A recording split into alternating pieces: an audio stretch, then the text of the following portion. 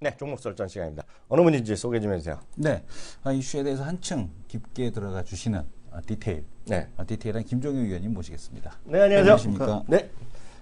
오늘 전화는 미치겠어요. 브렉시트 때문에 김정희 의원이 새벽 방송 빠지는 바람에 내가 대신 다 해갖고 정말 미치고 이따 1시인가 2시에도 또 특집이야. 또 특집. 나 죽어버리면 좋겠어. 진짜 짜증나서 브렉시트. 오늘 어떤 얘기부터 할까요? 네. 뭐 여러 가지 얘기들이 있습니다만 일단 하반기에 우리가 어떤 것들을 봐야 되는지 변화하는 환경은 어떤 것들이 있는지 확인해 볼 필요가 있겠는데요.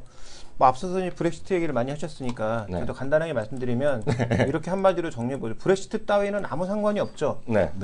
이제 정말 문제가 되는 건 브렉시트를 기점으로 해서 영국은 뭐 잔류가 됐든 탈퇴가 됐든 이 논의가 끊이지 않을 거고 이런 논의를 시작했기 때문에 다른 나라, 뭐 덴마크라든지 핀란드와 같은 북유럽 국가들, 그 외에 유로를 사용하지 않는 국가들. 그래서 만약에 브렉시트가 된다면 이유는 실제로 깨진 거죠. 유로존은 깨지지 않았지만 이유는 깨진 거나 마찬가지죠. 그러면 유로존 내에서 유로화에 대한 사용 국가들이 과연 이것이 옳은 것이냐에 대한 논의들, 또 선거가 올 때마다 이와 비슷한 논의들이 계속 네버엔딩 스토리로 나올 수 있다는 거죠. 물론 금융시장은 시간이 가면 갈수록 이런 이슈들에 또 흥미를 잃어가면서 반응도 적어지겠지만 이런 논의들이 많아지면 많아질수록 가장 근본적인 리스크는 유로화에 대한 믿음이 떨어진다라는 것이고요. 화폐 경제에 대한 믿음이 떨어진다라는 게 가장 큰 리스크 요인입니다. 그래서 브렉시트 자체는 중요하지 않습니다. 이게 뭐 탈퇴가 되든 안 되든 우리가 신경 쓸 요인도 아니고 말씀해 주셨던 것처럼 하루 이틀 내에 지나가 버릴 얘기지만 이게 이제 계속 네버엔딩 스토리로 가기 시작하면 그때는 경기를 깎아먹는 리스크가 될 가능성도 있다라는 점 정도만 염두에 두시는 게 좋을 것 같습니다. 네. 본론으로 들어가죠. 오늘 중요한 게 중국 얘기해 주신다면서요? 네, 중국의 이제 환경 변화가 나타나고 있다라는 거죠. 중국의 이제 수출입 쪽에서 의미 있는 흐름을 찾아볼 필요가 있을 것 같은데요. 준비된 그림을 보시면 중국 수출입의 기술 수준을 보실 필요가 있습니다. 2000년과 비교해 봤을 때 전반적으로 고기술, 중고기술이 모두 올라가는 양상이 수출과 수입에 모두 나타나고 있다는 거죠. 과거 대비해서 중국도 기술 수준이 굉장히 높아지고 있고요. 그 다음에 우리가 또 하나 이제 살펴봐야 될 건 뭐냐면 지금 R&D 투자액의 증가 속도는 중국이 가장 빠릅니다. 그리고 규모로 봤을 때는 미국에 이어서 2위고요. 다만 국제 특허와 같은 좀 더 표면화된 이런 권리들은 여전히 바닥 수준이어서, 그러니까 선진국 대비해서는 바닥 수준이어서 중국이 갈 길은 아직 멀어 보이지만 여전히 가장 돈을 많이 쓰고 있고 가장 빠른 속도로 이쪽에서 성장하고 있다. 이제 고기술, 고부가가치 이런 쪽에서 성장하고 있다는 걸 주목해 볼 필요가 있겠죠. 오늘 그 국제무역연구원에 들어가 보시면 나온 리포트 중에 심천 지역에 대한 리포트가 있습니다. 그러니까 심천 지역이 지금 어떻게 움직이고 있는지, 그다음에 선전 지역이 어떻게 움직이고 있는지 이와 관련된 흐름을 주목해 볼 필요가 있는데요. 최근에 중국이 신경 쓰고 있는 것은 과거 산업들, 그러니까 철강이라든지 이런 굴뚝 산업들은 구조 조정을 어떻게 하느냐에 고민이 쌓여 있지만 실제로 선전이나 심천 지역에 나타나고 있는 하이테크 산업이나 스타트업 기업들은 어떻게 키워줄 것이냐에 더 관심을 쏟고 있거든요. 그래서 지금 부동산도 가장 좋은 게 선전 지역입니다.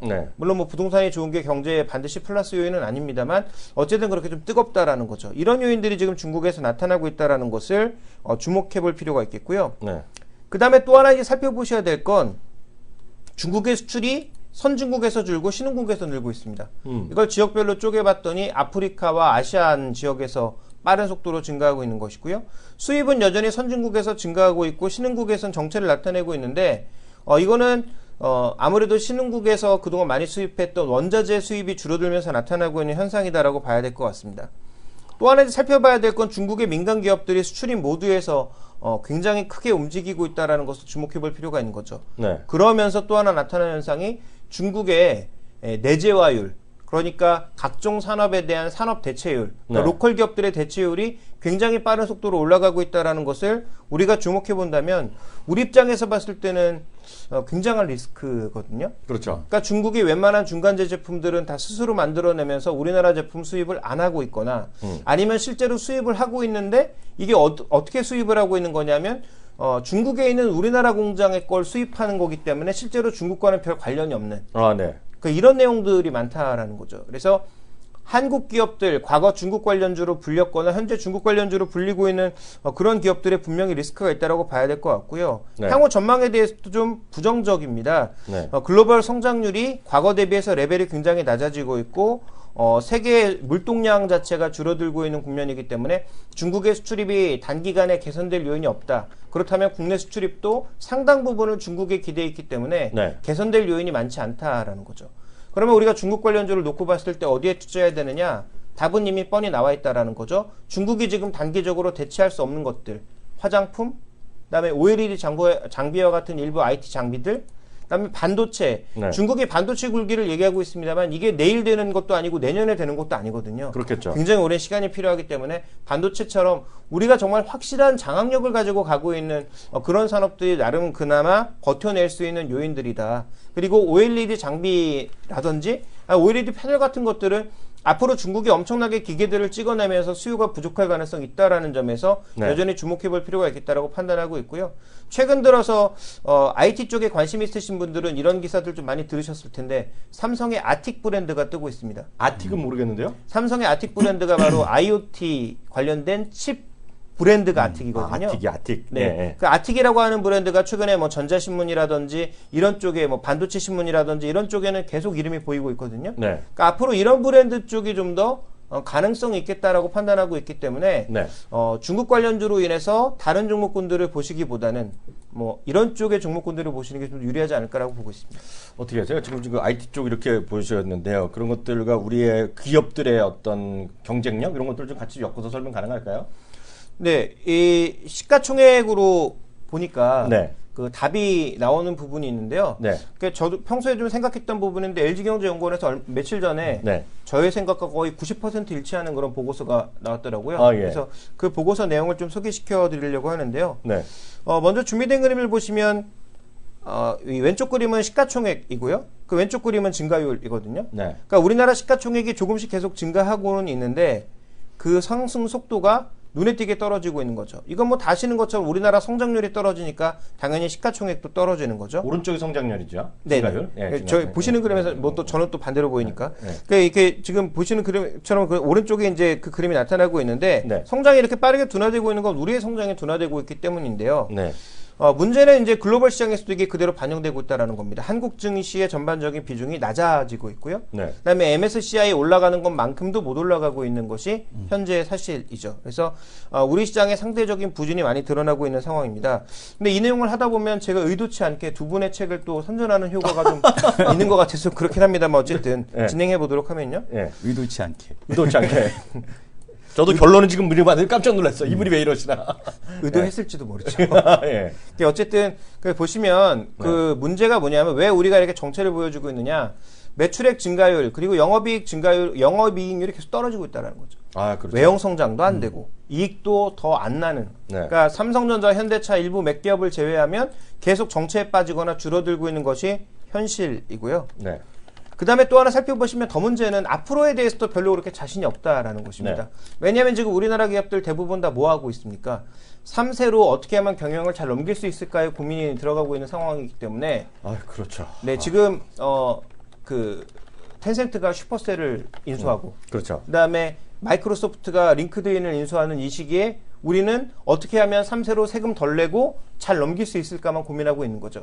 그러다 보니까 향후 이익 전망에 대해서도 별로 그렇게 좋은 양상이 아닙니다. 그러니까 당연히 PR 기준으로 봤을 때 멕시코라든지 아니면 뭐 말레이시아라든지 이런 데보다도 저평가 받고 있어도 할 말이 없는 거죠. 지금 주요 20개국 중에서 우리나라가 꼴찌에서 3등이거든요. 근데 우리 뒤에 있는 국가가 브라질, 러시아거든요. 그래서 PR 기준으로 봤을 때도 매력이 없어지는 이유. 그러니까 PR이 낮으니까 올라갈 거야라는 논리를 설명하기 위해선 앞서 말씀드렸던 이런 전제들이 다 깨져야 되는 거죠. 외형 성장이 되든 예, 말씀해 주세요. 네. 아니면 뭐 이익이 좋아지든 이런 것들이 나타나는데 그런 게 지금 쉽게 나타나지 않고 있다라는 것입니다. 그래서 우리 시장에 지금 이게 2017년 PER을 전부 다 포워딩해서 계산한 것들인데요. 이게 LG경제연구원 요새 자료예요? 네네네. 오, 좋은데. 이거 어디서 나왔어요?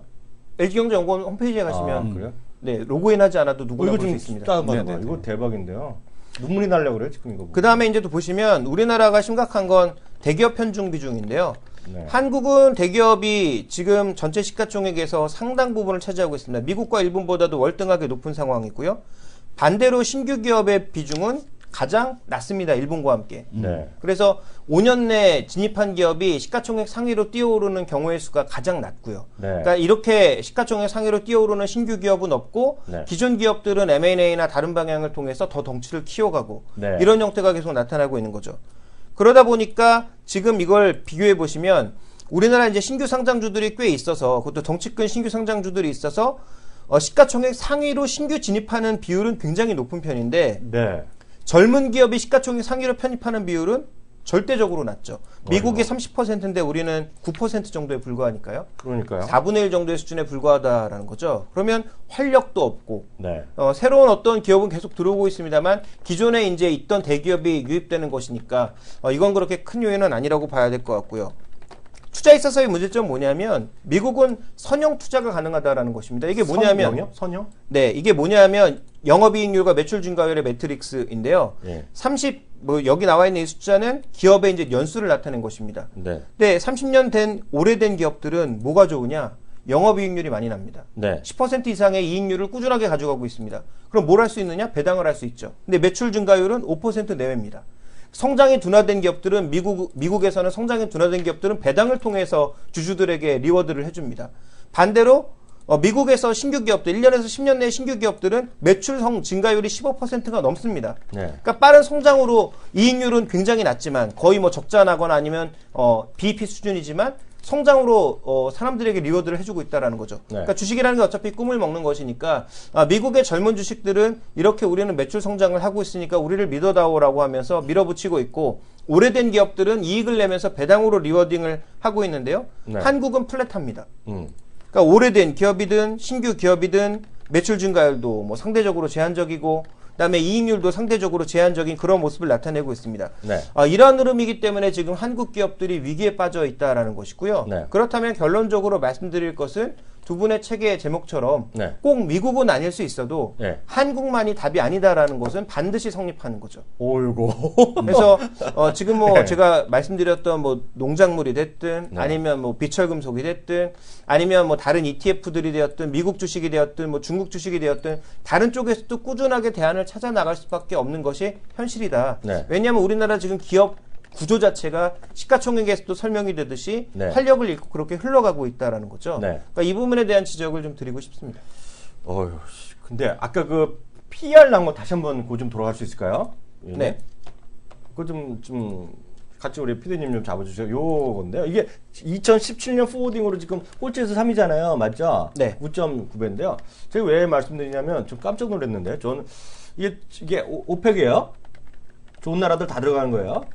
다 있습니다. 다 예, 있어요. OECD. OECD 국가. 저 OECD. 근데 제가 업계에 좀 들어왔잖아요. 네네. 예, 들어왔는데 제가 처음에 업계에 들어왔을 때는요. 우리나라 경제 성장률이 7, 8%, 9% 막 그랬을 때거든요. 특히 이제 한참 좋았을 때가 90년대 중반에 보면 그 IMF 직전에 보면 엄청나게 이제 미국에 가고 수출 많이 하고 네네. 특히 80년대 후반은 제가 일은 안 했지만 학교 때는 미친 데 가고 90년대 막 1000포인트 가고 그랬을 때거든요. 그때는 PR이 저평가됐을 것 같아요? 고평가됐을 것 같아요? 두 분은 그 당시에. 그 당시 당시가 저평가 오히려- 아닌가요? 예? 저평가 아닌가요? 저평가 뭐 어떻게 생각해요? 그 당시가 오히려 고평가 그러니까 퍼 얘기 갖고 저퍼주 랠리 막 이렇게 나왔어요. 아, 그건 그 저퍼주는, 그렇죠. 그것도 네, 맞는데, 네. 전체적으로 저렇게 비교했을 때. 시장으로만 놓고 되면 고평가고. 어떻게, 고평가? 네. 네. 아, 제가 두 분보다 네. 약간 한 살 더 먹었던 걸로 네네. 제가 말씀드리면, 두 분은 땡이요, 땡. 땡. 네, 왜냐면, 이제 왜 하냐면, 대한민국은요, 고평가인 적이 없어요. 항상 저평가라 그랬어요. 제가 여태까지 태어나서 항상 저평가했는데, 가장 큰 이유가 우리는 성장률로 보면 상당히 지금이 아니라 그 IMF 이전 보시면 IMF 직전 말고 엄청 잘 살았죠. 막 성장했을 때잖아요. 네네. 집에 차가 없을 때인데 그 올림픽 지나면서 차가 막 됐을 때잖아요. 네네.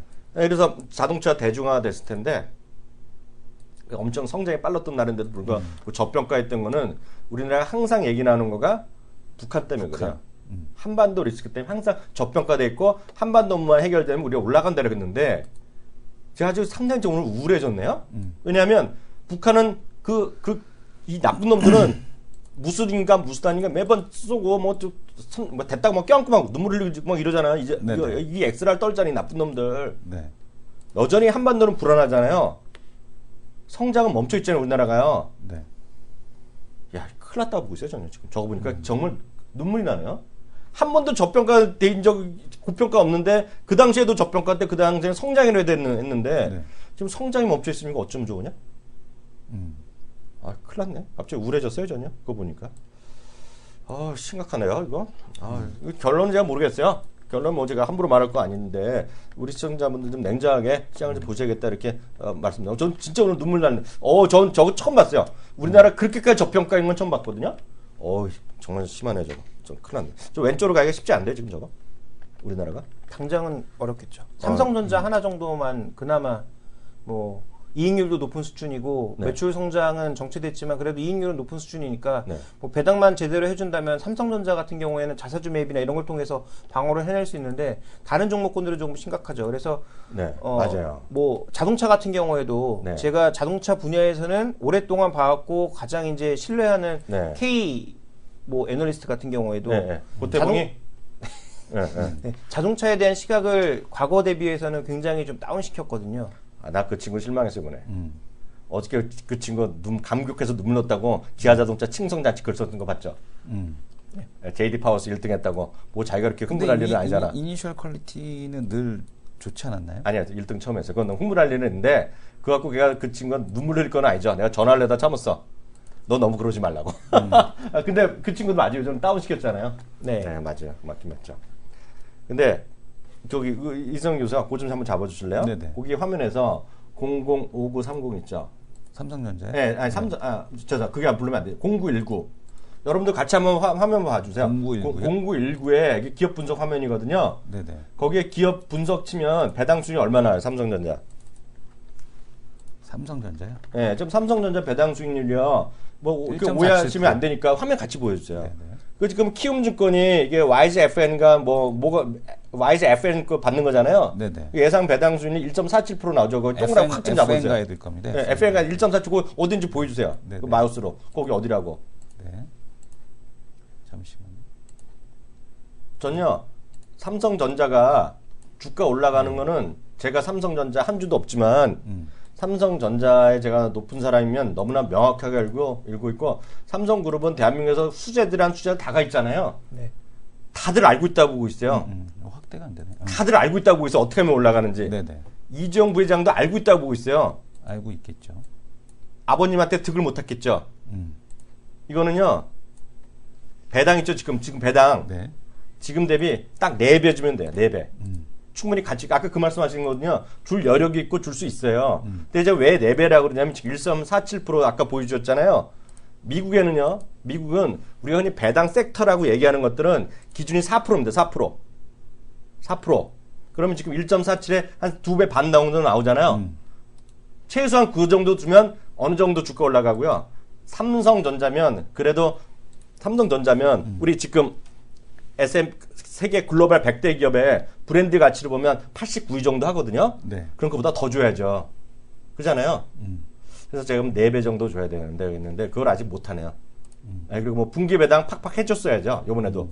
근데 지금 안 하고 있잖아요. 지금. 대신에 이번에 배당 대신에 그래서 자사주 소각을 하고 있는 거잖아요. 그러니까 저는 삼성전자 입장에서는 배당보다는 영리한 플레이를 하고 있다라고 보는 게 뭐냐면 일단은 자사주 소각을 하게 되면 대주주 지분율이 높아지게 되니까 그러니까, 네. 배당하는 효과도 내고 자사주 소각을 하면서 자기 지분율도 높이고 있기 때문에 자사주 소각이 이번에 3분기에도 또 진행되거든요. 그게 저는 예. 기분 나쁘다는 거죠. 바로 그 부분이. 네. 아니, 그거는 이재용 부회장 입장에서는 좋은 거죠. 그쵸. 그 로얄 패밀리는 좋은데 그거는 어떤 의미가 있냐면요. 뭐 로얄 패밀리가 됐든 아니든 자사주 소각으로 인해서 가치가 높아지는 거 아니죠. 동일하게 다 받는 거잖아요. 아니, 그런데 문제 맞는데 그 생각 자체가 저는 반대라는 거예요. 이거 아니 예민한 문제로 틀리거든요. 네네. 그거는 끝까지 자기네가 경영하겠다는 거예요. 그렇죠. 예. 미국이나 유럽은 경영을 안 하기 때문에 배당을 많이 받고 배당 먹고 살라는 거예요. 네네. 그러니까 월급도 안 받고 일을 하고 그러는 거잖아요. 개념을 다 아는데도 불구하고 경영권 때문에 안 하는 거죠. 경영권 때문에 자사소각 같은 거 하는 거죠. 경영권이 아니라 좋은 사람들한테 그렇게 해갖고 정말 미국식이나 유럽식까지 경영을 시키면 주가는 훨씬 올라가는데 그래서 배당 올려야 돼요. 그래서 배당 올리고 자기는 떳떳하게 주주로서 하라 그러면 대한민국 사람 다 누가 자기가 잘 태어나갖고 솔직히 잘 태어나갖고 배당 받고 부모님한테 물려받고 세금 내고 하면 되잖아요. 경영을 하니까 문제죠. 그렇죠.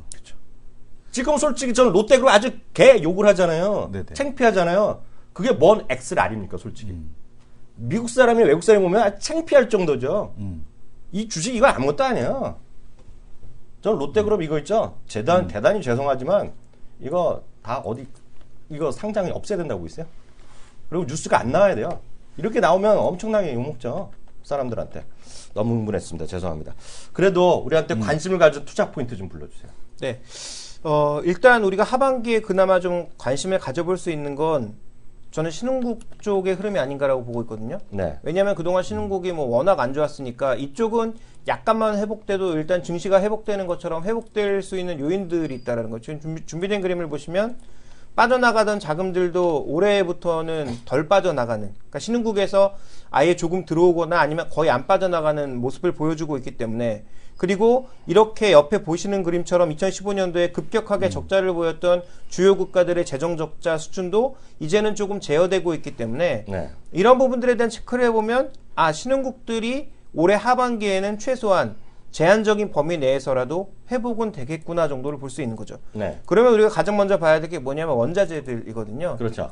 유가는 제가 저번에도 말씀드렸지만 뭐 단기간에 $50 크게 넘어서기엔 어렵다라고 보고 있는데, 지금 그 국제기구에서도 보고 있는 것도 2017년 하반기까지 가더라도 한 $51에서 $52 정도 수준을 보고 있으니까 네. 결국은 유가는 급등은 어렵다라는 거죠. 물론 잠깐 넘어가는 일은 있을 수 있겠습니다만 장기 평균 가격으로 아주 높아지긴 어렵다라고 보고 있는데요.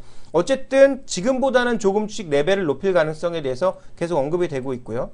그다음에 또 하나 이제 살펴봐야 될 것은 뭐냐면 옥수수라든지 밀과 같은 농작물들, 구리, 알루미늄 같은 가격들도 1분기 대비해서 4분기에는 많게는 6%, 적게는 4% 이상의 상승을 보일 걸로 예상을 네. 하고 있는 거죠. 그러면 이와 관련된 상품들에 관심을 가져볼 필요가 있겠다라고 보고 있는 것이고요. 지금 미국도 금리 전망이 계속 하향되고 있지 않습니까? 그런 관점이라면 미국의 달러가 아주 초강세로 가긴 어렵기 때문에, 그렇다면 이런 원자재 가격을 과거처럼 찍어 누르기는 어렵다라는 거죠. 2015년처럼. 네네. 그런 관점에서 접근해 보면 또 하나 이제 우리가 봐야 될 게, 이들 국가가 재정 개혁도 하고 있고 외국인 투자 유치도 늘려나가고 있고 SOC 투자도 늘려나가고 있으니까 이와 연관된 종목, 이와 연관된 자산으로 자신의 포트폴리오를 분리시켜야죠. 그래서 제가 뭐 작년 여름부터 언급드렸습니다만 농산물 사셔야 되고요. ETF 정도로 사셔야 되고, 또 하나 우리가 사야 될 것은 뭐 태양광을 비롯한 이런 인프라 쪽, 그러니까 전기 인프라가 되었든 아니면 발전 인프라가 되었든 이런 인프라 관련된 ETF도 저는 필요하다라고 보고 있고요. 그렇죠. 뭐 그다음에 첨단 기술과 관련된 ETF 중에서는 통신 장비 쪽, 그다음에 통신 쪽 ETF 반드시 필요하다라고 보고 있습니다. 왜냐하면 인도네시아라든지 지금 이런 쪽에서 통신 쪽에 대한 투자를 하고 있고, 네. 유럽도 추가적으로 이제 수요를 낼 수 있을 만한 것이 5G를 깔아놓고 그 위에다 이제 새로운 것들을 얻는 것밖에 없기 때문에 이와 관련된 투자는 증가할 수밖에 없거든요. 그래서 네. 뭐 대표적인 뭐 시스코라든지 주니퍼 네트워크스를 포함한 관련된 통신 장비주들을 폭넓게 살 수 있는 그러한 ETF에 대한 관심은 여전히 필요하지 않을까라고 보고 있고요. 네. 일부 비철 금속의 추가적인 반등도 나타나지 않을까 이렇게 보고 있습니다. 시장에서 참 어려움이 계속되고 있습니다. 오늘도 수고 좋은 얘기 많이 해주셨고요. 좀 이따 또 방송에서 또 뵙겠습니다. 오늘 특집 하셔야죠, 우리도. 한실 것도. 저는 잘 모르겠습니다. 예, 수고하셨습니다. 감사합니다. 네, 감사합니다.